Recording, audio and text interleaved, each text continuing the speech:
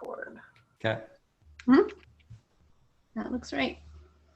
Okay, we are also recording. Hold on, resume recording. All right, so I am Mrs. Stray, or Jordan Stray.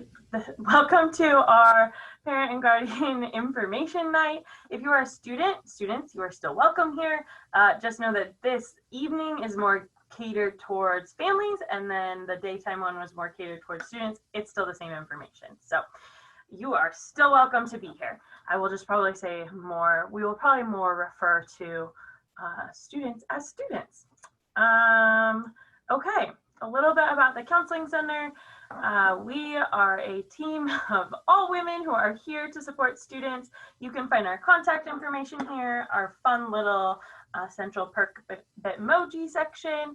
And we have lots of things that we are working on for students right now. We are doing our one-on-one meetings for students, for our seniors. And so if your senior has not signed up for that yet, like, please encourage them to do so. They're really amazing opportunities to get one-on-one help with students' high school experience right now, and also their post-secondary plan. So this is our more specific to families kind of section. So some thoughts about supporting your seniors. This is my 5th year as a high school counselor, and so this is my 5th season of supporting seniors through their post-secondary planning. And I have some ideas. These also come from other counselors as well. Some ideas for supporting your senior right now. 1, be prepared for a roller coaster of emotions. I think that is always true with teenagers in general. And it's also, I would say right now, like a pretty stressful time for seniors, obviously given the circumstances, but thinking about life after high school can be a pretty stressful time for students as well. The way I put it is, like, this is a huge life decision that many students have not made a bigger decision to this point. And it feels like a really permanent choice. It was like, though, it will impact the rest of their lives in terms of what do students do after high school. And so with that comes a lot of stress, feelings of being overwhelmed. And then on top of that, you add the current circumstances too. And we are here to support that process. And we also just encourage you to be really present with your students as well. The second piece is to play a supporting role. Encourage your student to do the work. This is huge when it comes to applications, when it comes to reaching out to us counselors. Really encourage your students to do their applications on their own, do the research, and if they have questions, to come to you. But if they cannot do those pieces on their own, it is unlikely that they will find a ton of success in whatever post-secondary goals they aim for. So, hang on, Mrs. Terrell made it in, so I'm promoting her to a panelist. So that one, I think all of us counselors really feel strongly about, is encourage your students to take the lead role in this work right now. Recognizing how things have changed. Even just from last year, even if you have a student who graduated last year or 2 years ago, things are so different right now. And so none of us, truly, we can empathize, we can support, but none of us truly know what it's like to be a senior this year, planning for life after high school. And so really, it's okay to own that and say, I'm here, I'm with you, I will support you. But it's also valuable to be I also have not done this. The next piece is to be honest and realistic with your students. This can be huge, whether it comes to their goals after high school, really supporting students and also helping them be realistic about their goals, of what they can achieve, and then also financial pieces too. That is huge, being honest and realistic about financially, maybe thinking about college. Are you going to help your student pay for college, or are you not? What does that look like? Those are going to be really important steps right now so that students can then appropriately plan for their future. Make a date or 2 or 3 to talk with your teen about the future. I think it's really great to have conversations about what students' goals are after high school. It is not too early to start thinking about it. There are some decisions that maybe there are not a lot of steps to take right now, but there are also some that the steps are starting right now. And so it's great to have those conversations now, in a few months as well. Keep revisiting them. try not to nag your teen too much about meeting deadlines, but it's also okay to get on them a little bit as well. Teenagers do still need a lot of adult support, even though they're also growing into their own adults. So let them kind of figure it out, and also occasionally remind that is okay. Keep an open mind to students' ideas, their goals, their thoughts for the future, and like just ask questions and kind of help guide, but also be open-minded to what different ideas they may have for the future. And then lastly, it's also okay to give students feedback. Again, like it's a fine line between open mind and feedback. Giving students feedback is appropriate, and it's so great for students to hear that from their families. And it's also really important to allow students to blossom and go in the direction that they choose. All right, and Jana made it in, so she gets to talk to you about the Career Center. Can everybody hear me? Yay, I can't start my video for some reason, but that's okay, you don't need to see my face. Hi everybody, thanks so much for being here. I'm gonna chat really briefly, excuse me, about the Career Center, and I will just start by saying that everything that you see on the slide, if you go to the Tumwater website and click on academics, the first drop down is Career Center, and all of this information is on there and in a very specific manner. So I encourage you and your students to access that link to find in-depth information on college visits, military info, college applications, financial aid, scholarships, SAT, and so much more. It's a full service deal. Really quickly, typically we have college admissions reps come to the Career Center in the fall, and students can come and access the knowledge of those admissions reps. And it's a really great way for them to make a one-on-one connection with somebody who actually has the ability to accept or reject their application into said university. Obviously, we can't have those visits in our building, but colleges have been very creative, and we are doing them virtually this year. And on the Career Center link, you will find the virtual college admissions rep visit list. If they have already scheduled a Zoom, I have the Zoom link attached. There's also some great information about just colleges themselves that you can link on and see what kind of virtual tours you can take. So I would encourage you to access that. And we've had one so far, Western. We had a Western visit last week, and we've got, I think, 6 or 7 coming up, and they continue to contact me about setting those up. So that's a really great way for you to ask questions, everything from, but what is the dorm food really like, to can I major in journalism at this school? Check that out. We also allow all the branches of the military to do lunchtime visits, which obviously we can't do. But I was in contact yesterday with the Air Force recruiter, and he is sending me a Zoom link, and I would anticipate that as we get into the year and it appears as though we won't be back in the building for a few more weeks yet, if at all, that those recruiters will help to set something up.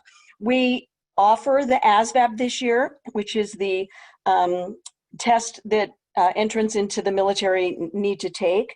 And we have traditionally piggybacked with Black Hills. We are offering it at Tumwater this year for the first time. It will be December 10th. But again, this is all contingent on us being able to be back in the building. The military doesn't have the capacity to run it virtually. So I will continue to post information about that as we get closer to the date, whether we'll be able to host that event or not.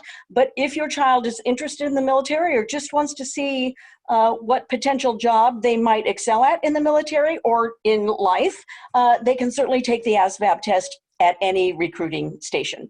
You can access any of the counselors or myself for help answering questions or help submitting college applications.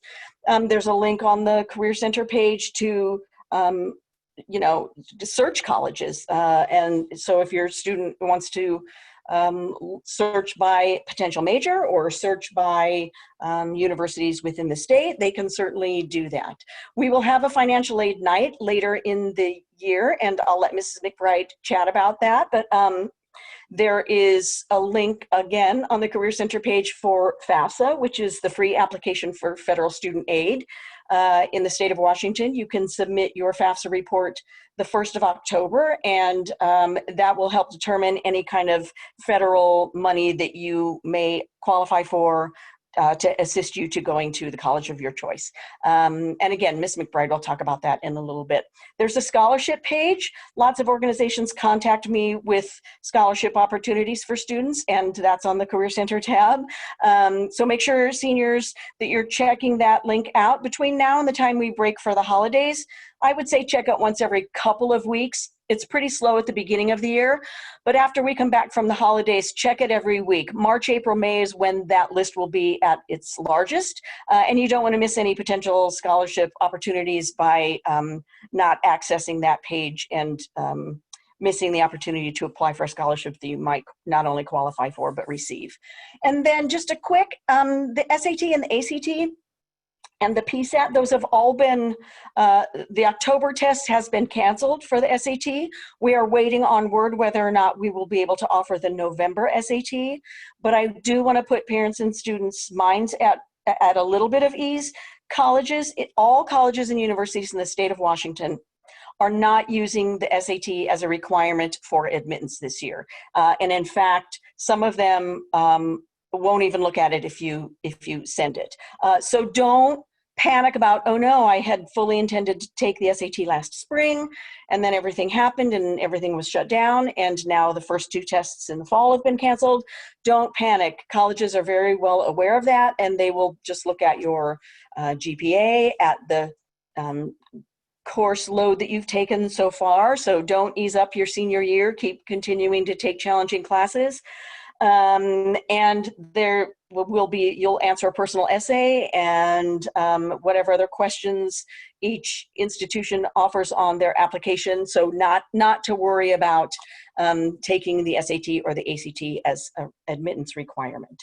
And I just would encourage you again to make sure you visit the Career Center page. There's an NCAA link there. There's information about apprenticeships. There's the military. The Daily Bulletin is posted there. There's a kind of a year-long calendar that you can look and see important dates, all kinds of information. So I encourage you again to parents and students both to make sure you're accessing that.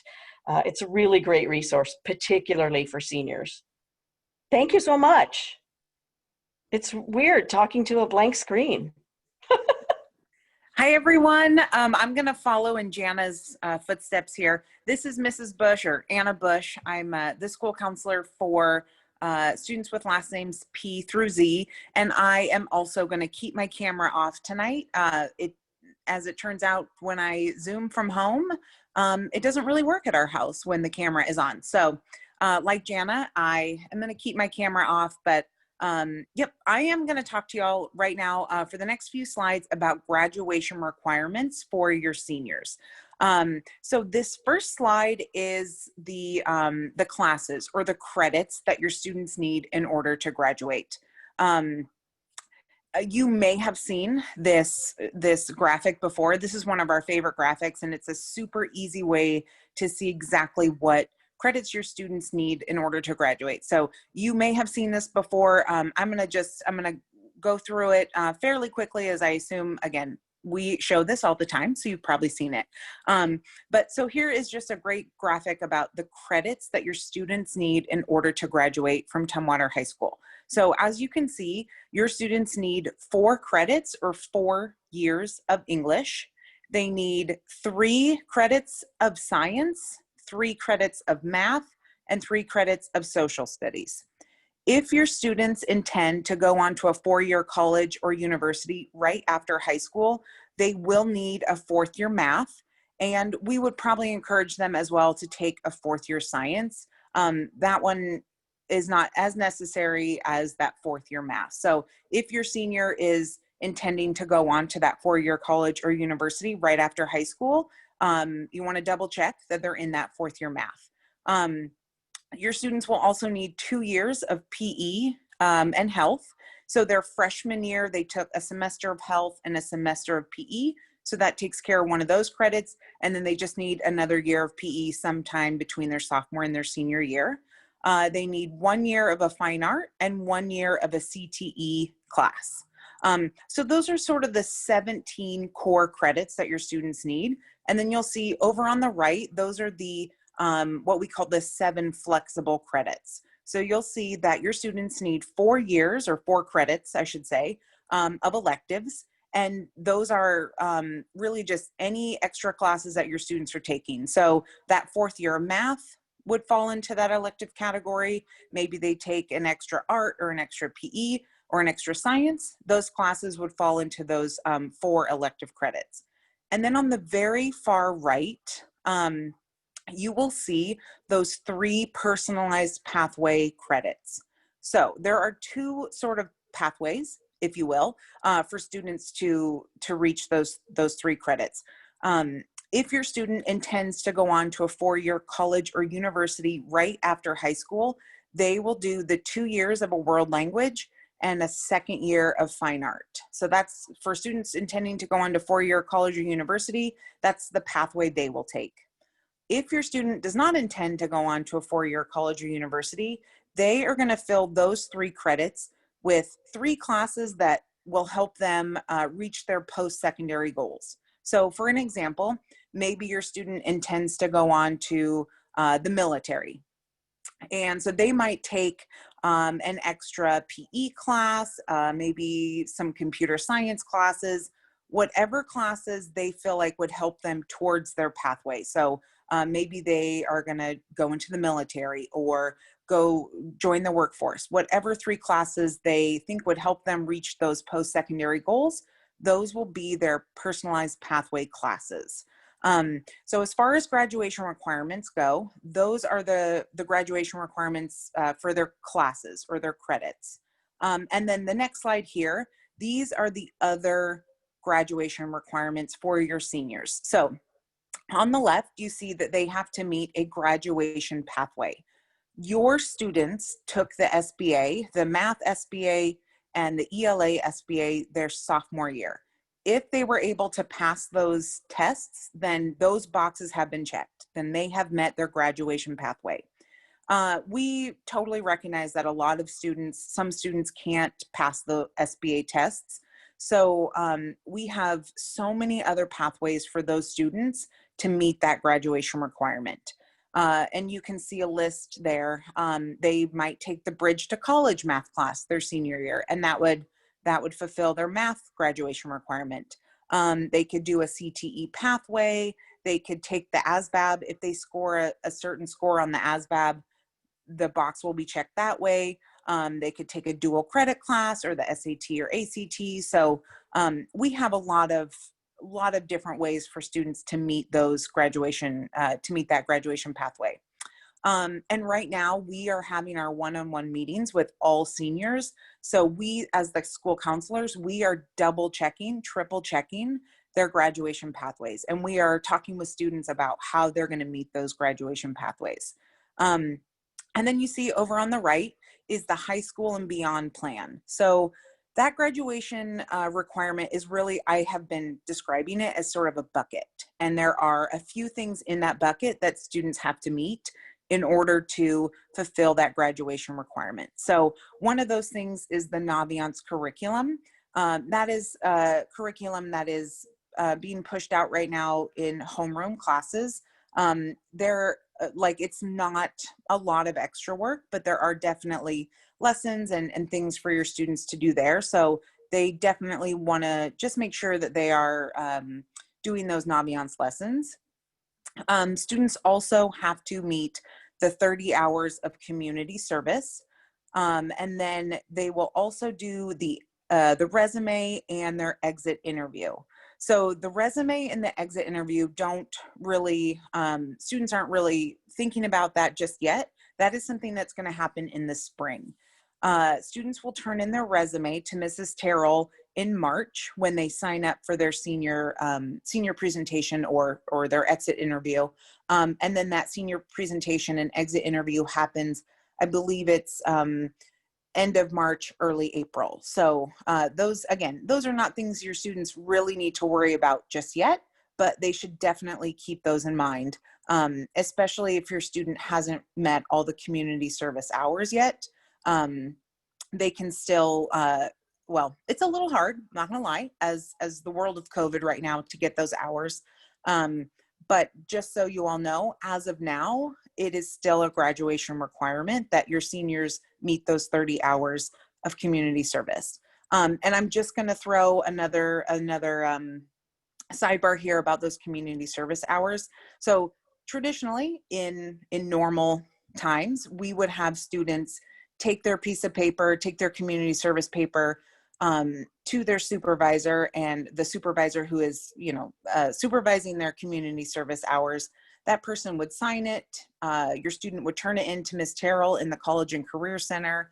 But due to COVID, because our students probably aren't running around town getting signatures, the person who supervised your students' hours can send Mrs. Terrell an email, or they can send it to the student, and the student can forward it on to Mrs. Terrell, and just say, I verify that this student has completed this many hours at this location between this and such time, and Mrs. Terrell can go ahead and get those recorded. So in the world of COVID, that's sort of how we're doing those community service forms. It's just sort of via email.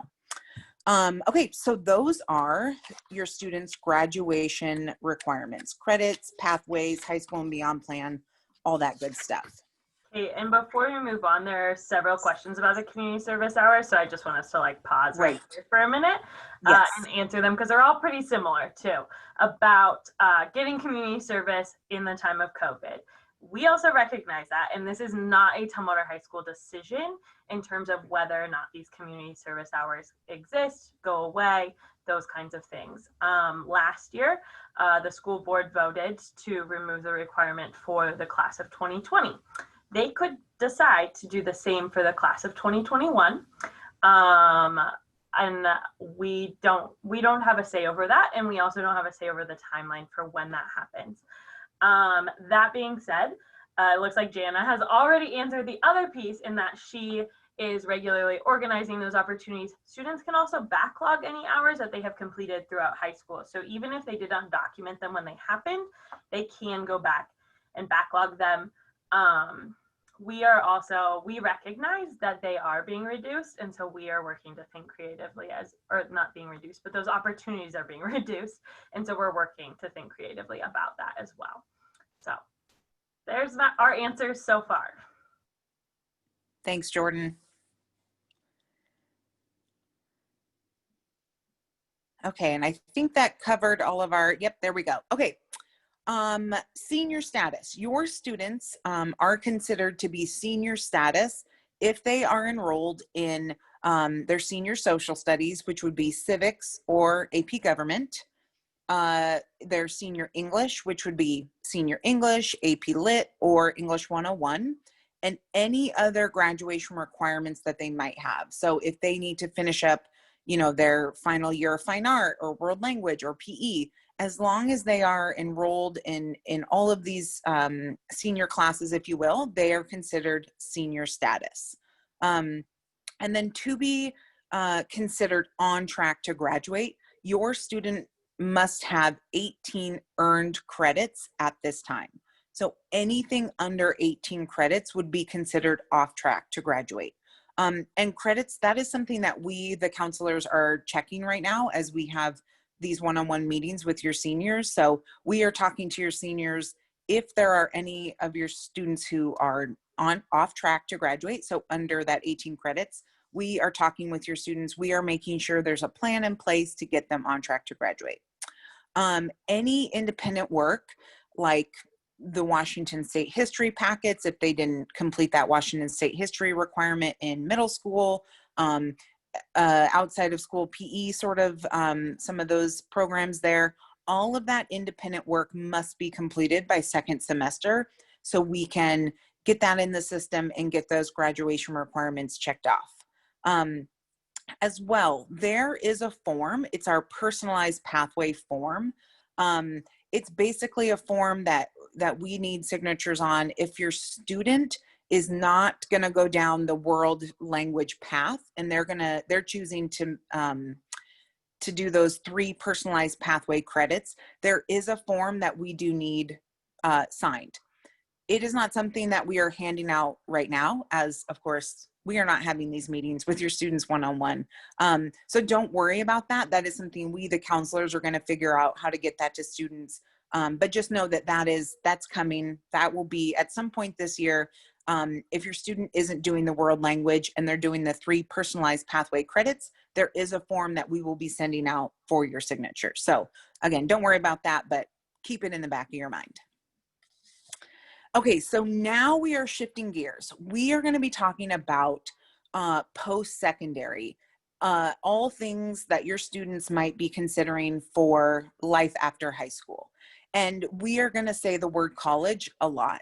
And as the slide says, college, that's really a new definition. When we use the term college, we are really talking about any education or any training that your student might have after high school. So you might hear the word college and immediately think 4-year college or university, but really it's all encompassing, all education, all training that your student might receive after high school. So there are lots of options for your students after high school if they want to continue their education or their training. Students might choose to go into the military, community college, trade school. There are so many options out there. So we're going to talk a little bit about each of those options for the rest of the, well, not the rest of the night, but that is our next section here. We're going to talk about those post-secondary options for your students. So the first one, we're going to talk about military. So military is a great path for students. There are, as you know, probably many branches of the military. And what your students can do right now, if they are thinking military is the path I want to go down, your student right now can start thinking about what branch of the military they would like to pursue. And there are different reasons why students would choose one or the other. And that website we have right there, defense.gov, that will give that's a really great resource for your students. If they haven't really chosen a branch, they can go to that website, learn all about the different branches, and really figure out which one is best for them. After your students pick the branch that they feel is best for them, finding the local recruiting office would be a great next step. They can go get acquainted with that office and the people that work there and start talking to their recruitment officers about what they need to do in order to enlist in the military. And then they definitely want to sign up with Mrs. Terrell to take the ASVAB on Thursday, December 10th. So this is the first year that we, Tumwater High School, get to offer it at our site. And we're really excited about that. We are excited to offer the ASVAB. And the ASVAB is the Armed Services Vocational Aptitude Battery Test. So students get to take that test, and it really highlights the student's strengths and helps your student and the recruitment officers sort of pick the best career for them in the military. So students will definitely want to sign up with Mrs. Terrell. Okay, so sort of the steps to join the military, thinking about what your students can do right now in their senior year. Number one, of course, researching the different branches and picking the right branch for them, and then taking the ASVAB. They will want to do that hopefully with us on December 10th, but if that doesn't work for your student, they can also take the ASVAB with their recruitment officer. They will next do a physical examination and then meet with their military counselor to determine what career is right for them in the military. So after the ASVAB scores come out, they can talk with their counselor and determine, sort of look at the scores, see where their strengths are, and determine what career is best for them. And then they will, keep going down that path there and take the oath of enlistment and shortly after graduation or sometime after graduation, they will go off to military boot camp or military training of some kind.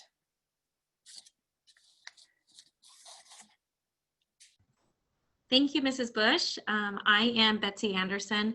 I work with students whose last names start with A through G. And I'm going to be talking about a few more post-secondary options, starting with the apprenticeship programs. If your student is kind of interested in this pathway, this is the original four-year college. So you kind of earn as you learn and start your career. There's a lot of great opportunities. We have listed here the top 4 programs in Washington State. So definitely, if your student is interested in this field or any of these fields, the apprenticeship program, it's just a really great thing, if they haven't already, to start talking to maybe people that you know, maybe family members or family friends that are maybe in some of these careers, and ask them kind of what they did to get started. I think that's a really good thing if they want to go right to work and earn some money along the way, getting their credentials. The steps to enroll in the apprenticeship program, you really want to start with the L&I website. They have a great website that just lists all the programs and how you, what interests really align with what programs. And then they have contacts there on their website. So you can inquire about them, you can start applying, and then just really the L&I website has that laid out for you really well. So make sure that if it is something that your student is interested in, make sure that they're researching things that are aligned with their passion and what they want to do in their future. So next is our technical and trade schools. So if your student is interested in the technical trades schools, these can be anything from culinary arts, cosmetology, lineman school. Once again, aligning their passions or interests with a program of their choice. If your student hasn't started researching yet some of these programs out there, make sure that they get on and start doing some looking around at those different schools out there in the certification programs. There's a lot of great programs that we offer here locally. And the lower picture of the lineman is actually Mrs. Stray's brother. So there's him right there, pretty awesome. We have a lot of local people in our slideshow, which is really cool. So next sort of pathway or, sorry, your post-secondary option would be community college.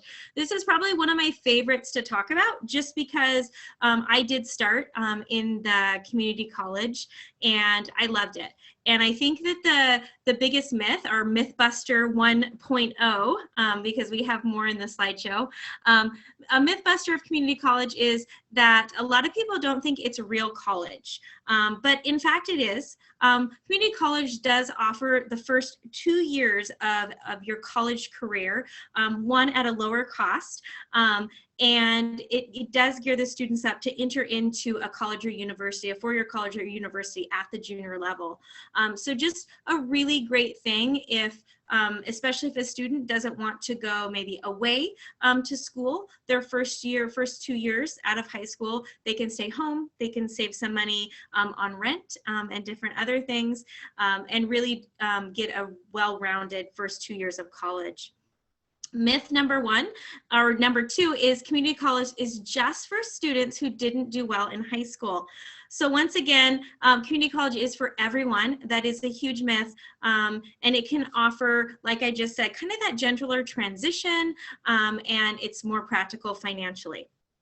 So there are over 30 colleges in Washington State, and applications, there's one application usually that you can fill out for all of them, so you can really kind of see what ones have your program of interest and really target those.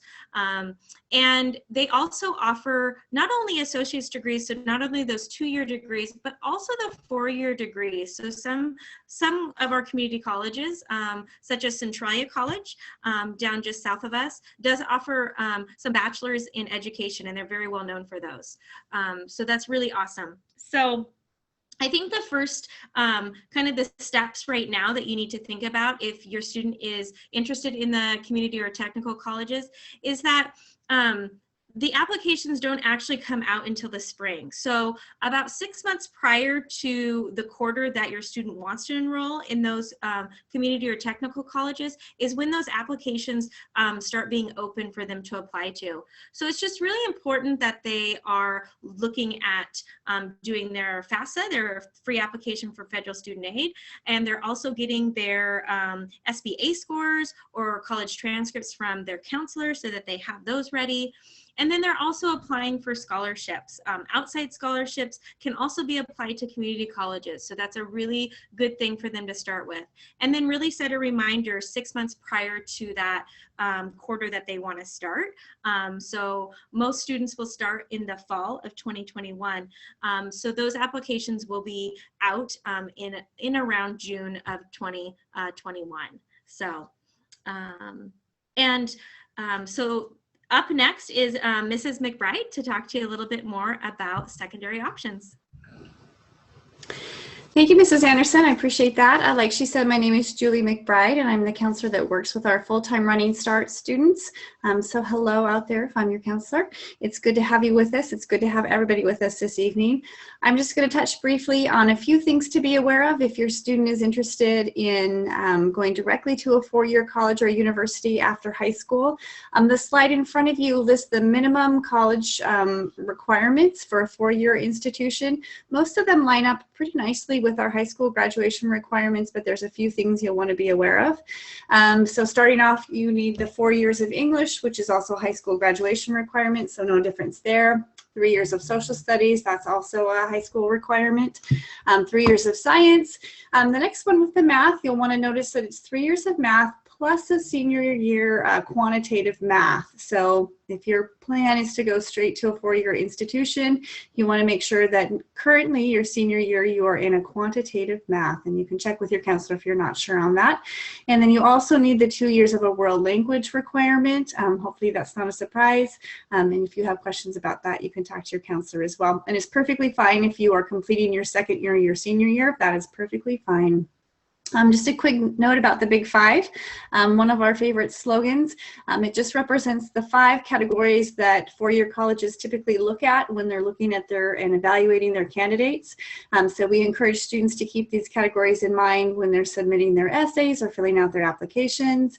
But really, colleges are looking at your extracurricular activities inside and outside of school, your citizenship, and that starts with the 30 hours of community service. And hopefully for some students, they've really found a passion for something that they like to do, giving back to the community or on a bigger scale. Achievement tests, as was mentioned earlier, not so much emphasis on that for this year's graduating class due to the limited access of being able to take the SAT and the ACT. GPA, it's always good to have a strong GPA, can help you with receiving scholarships as well, and then academic rigor, and that just speaks to taking challenging classes. Even though it is your senior year, 4-year colleges still like to see that you're taking challenging classes and doing your best to challenge yourself. So we can move on to the next slide. So steps to apply for a 4-year college or university. Just a quick note, your students have access to the senior Google Classroom, which has all of our Naviance lessons listed in it. And I think it was either today or next Wednesday, the lesson SuperMatch was up for in-home room. And if your student hasn't taken a look at that, I would strongly encourage them to. It's a really, really great tool to do some college and career exploring to see what would be a good fit. So it's one of my favorite lessons, so you don't want to miss SuperMatch if you haven't done that yet. So moving on to the process of applying, the first step is filling out an application.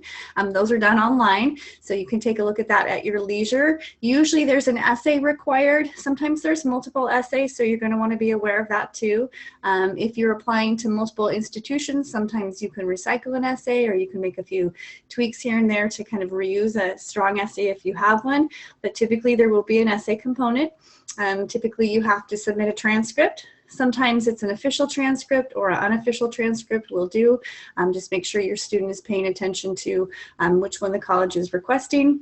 And then lastly, there's usually some letters of recommendations, not always, but sometimes. And so our kind of rule of thumb is that students should back up the date from when that letter of recommendation is due and give whoever the writer is at least 2 weeks notice so that they can really have some time to put some thought into it and come up with a great letter of recommendation from your students. So if you ask them the day before, you might not get the best letter. It's really just, like I said, a good rule of thumb to give your recommender at least 2 weeks notice. The next step would be submitting your SAT or ACT scores if available, and like we mentioned earlier, most colleges are now test optional, meaning that you can submit them if you have them, but they might or might not weigh into your admissions process. And also, like we mentioned, a lot of colleges aren't even looking at them. Some might still be using them for scholarship purposes, but that is really, dependent on the institution, and you can find that out on their website as well. So that's good to keep in mind. The next step would be applying for financial aid, and we encourage all students, regardless of what you want to do after high school, to file their FAFSA. I think it was already mentioned, but that portal opened on October 1st. So if you've already completed your FAFSA, fantastic. That's congratulations to you. And if not, you can work on it whenever works for you. Just a quick note, we will have a financial aid night on October 28th coming up.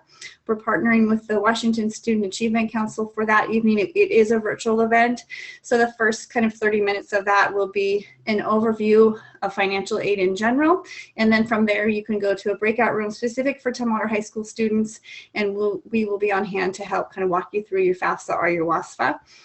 So that's on the 20th, and I think I'll talk more about that later. But anyway, I didn't want to miss the opportunity to mention that. You also, when you're filing your FAFSA, want to make sure that you are aware of the college's priority deadline. For four-year institutions, typically that's from January to March. So you want to get your FAFSA done. I think a good rule of thumb is by January, if possible. And then the last step would be applying for scholarships, and just being aware of sometimes there's an additional application for institutional scholarships. So if you're going to WSU and you've filled out your application, you've been admitted, fantastic. Typically there's an additional application or other paperwork you need to submit for scholarships from said institution. So just be aware of that. It doesn't end with just the admissions process, that you need to look into financial aid for those institutional scholarships as well. So we can move on to the next slide. A quick note, we do have some upcoming college fairs.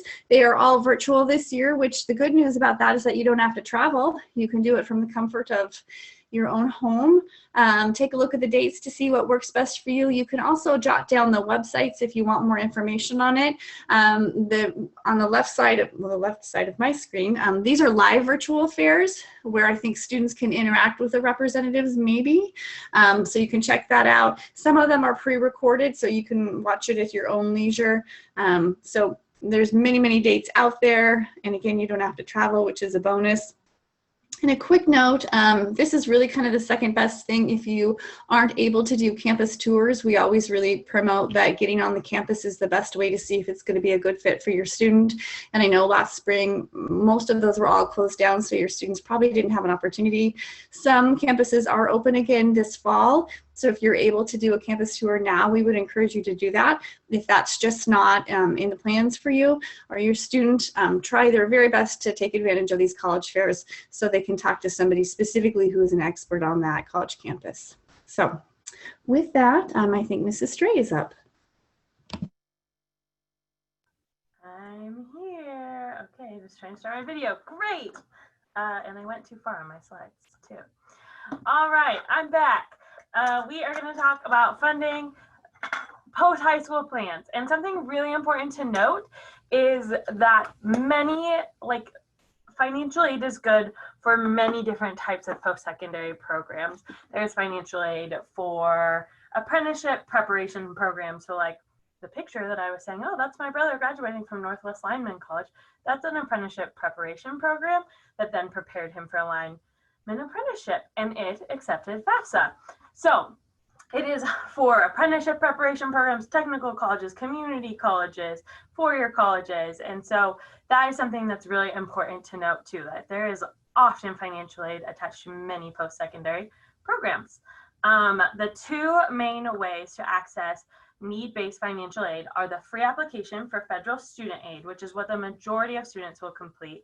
And then there is also the Washington application for state financial aid. And that is a state-specific application for families or for students who are undocumented. And then free application for federal student aid is for all other students who have a social security number. And then you can see these websites right here. I am going to add these to my quick link sheet so you will have easy access to them. They did open October 1st. I will talk about some myths with that in a second though, so don't feel like you need to now go log on right after this and get that taken care of. Do know that for the FAFSA to be able to sign it, both the parent or guardian who will be filling out their piece of the FAFSA and the student must get a PIN number to electronically sign the FAFSA. So I would encourage, especially if you're going to attend our event in a couple weeks, to get that done sooner than later, and then write it all down, write every piece of information that you put into the FAFSA down, because it's really hard to retrieve later if you lose it. And do not complete both the WASFA and the FAFSA, one or the other. If you need help kind of navigating which one to complete, don't hesitate to ask your counselor. We can support you in that. All right, now we need to talk about types of aid.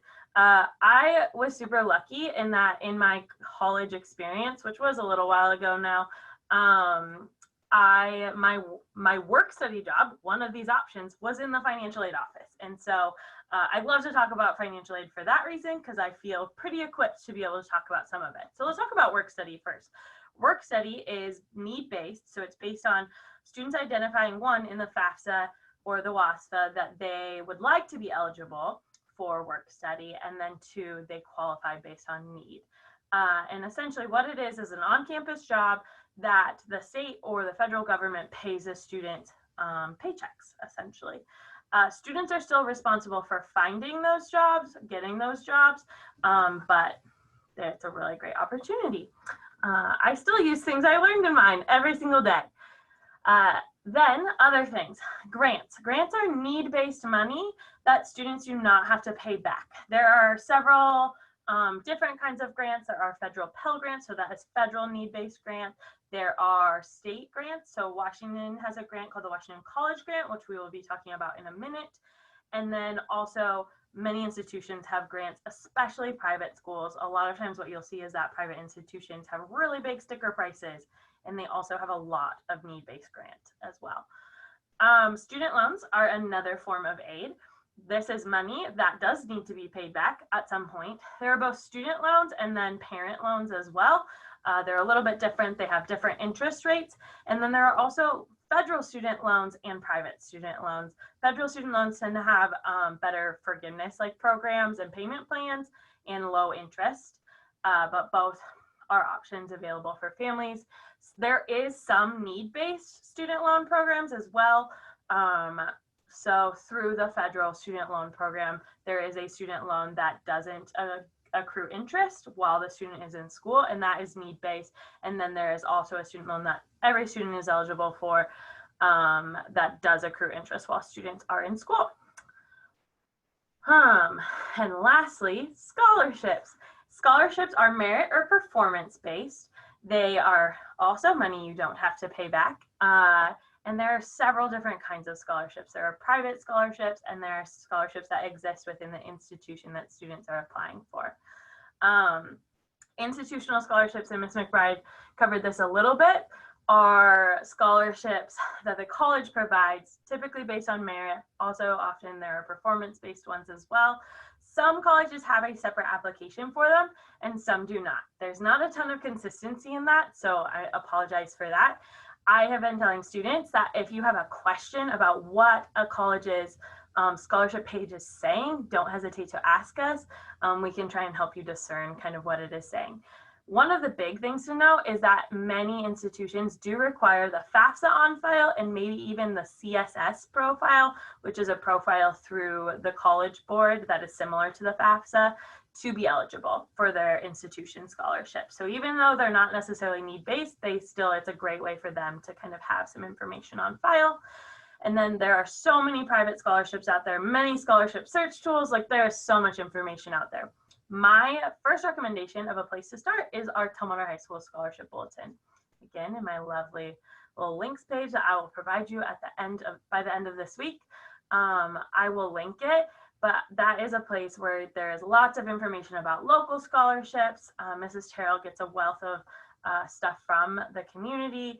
That's a great place for students to just kind of keep it open on their phone and refresh it occasionally. And then I always tell students, like, the closer to like after the first of the year, like start refreshing it maybe once a week, maybe every couple days, to see what new scholarships are available for students. Okay, I'm not gonna play this video just for the sake of time. It's also just a little promo video for the Washington College Grant.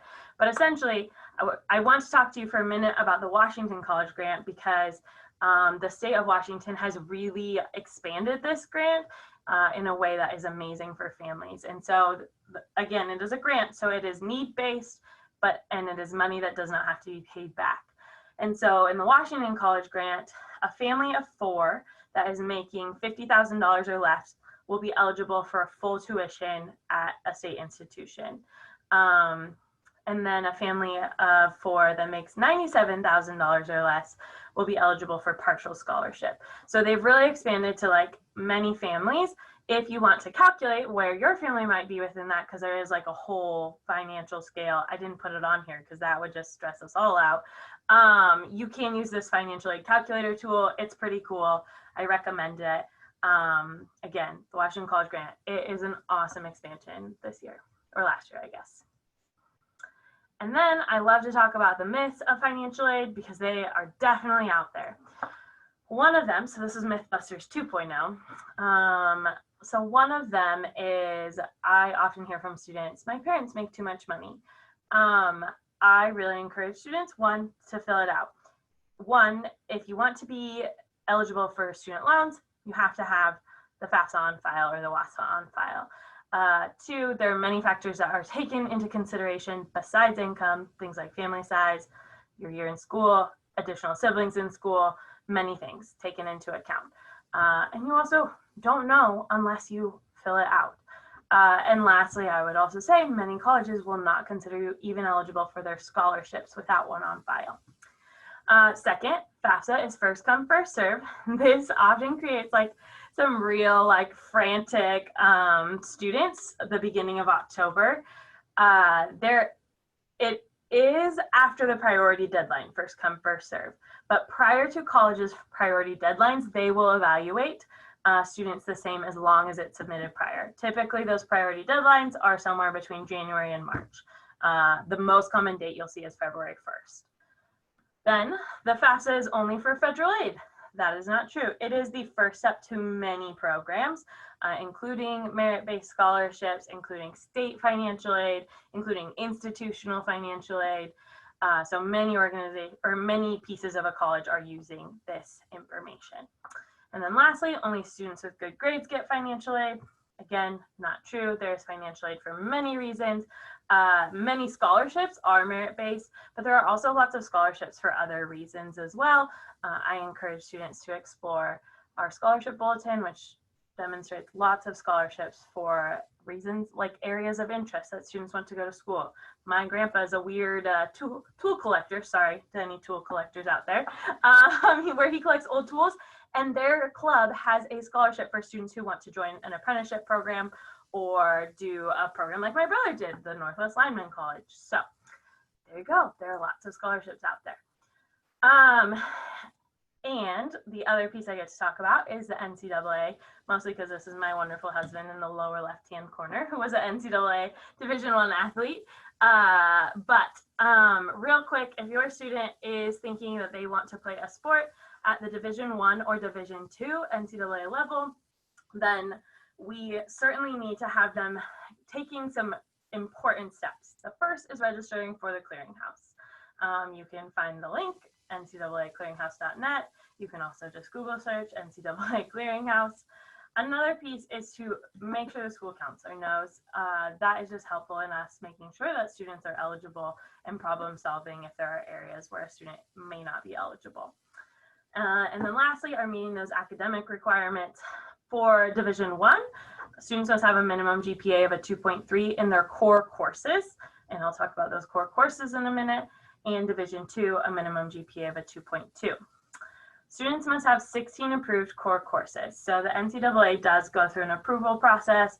Miss Anna Bush does a great job of making sure our courses are approved. So like, for example, all those new science courses we started offering this year, she vigorously worked to make sure that all those courses would become approved for our students. So students need to have 16 core courses. There are some pretty specific areas that some of those courses need to be in. D1 has stricter requirements than D2 about those areas. So that is why it's really helpful to talk to a school counselor. They do mostly fit within a four-year college entrance requirement as well. And then lastly, the NCAA has also eliminated the SAT or ACT requirement for this year. So normally the NCAA also has a requirement that students meet a certain SAT or ACT score based on their GPA. Oh, shout out to Kay Doughton as well and Miss Ashley Andrews, who were also or are currently Division I athletes. All right, and back to Mrs. McBride. Hello again, I'm back. I'm going to try to wrap us up in 2 minutes to get us finished on time. So a quick note, we've just kicked off Apptober, which is our college and career extravaganza for seniors, which is a very exciting time. It just is going to look a little bit different this year, but that is okay. There's 3 components to it. One of them is our application lab. We're calling the App Lab. We've got some videos in their senior social studies classes, and then we're doing providing them feedback for their college admission essays if that's something that they need. So for the application lab, all applications are welcome. So whatever your student might be working on an application for, be it a 2-year college, a 1-year program, 4-year college, apprenticeship, whatever they might need help on, they can bring their application in or their Chromebook on the designated dates at the designated times, and we will assist them. So a quick note, they do need to pre-register ahead of time. The spots are very limited. Due to COVID, we're pretty limited on the number of students we can let in. It's in the big gym, so they sign up ahead of time. They have to wear masks, maintain social distancing, have a bit of a health screening, and then once they get in, then we will assist them with their application. So they are 1-hour time spots. So for example, today, October 7th, we had a session from 10 to 11, and then another session from 11 to 12. So you can take a look at that. If your student hasn't gotten started on their applications, maybe this would be a good kind of designated time that's already set aside that they could come in and get help. So a link is on our website if they want to sign up with a Sign Up Genius for a time spot. And then also a link went out to students on Thursday. So there's a couple different ways they can sign up for that.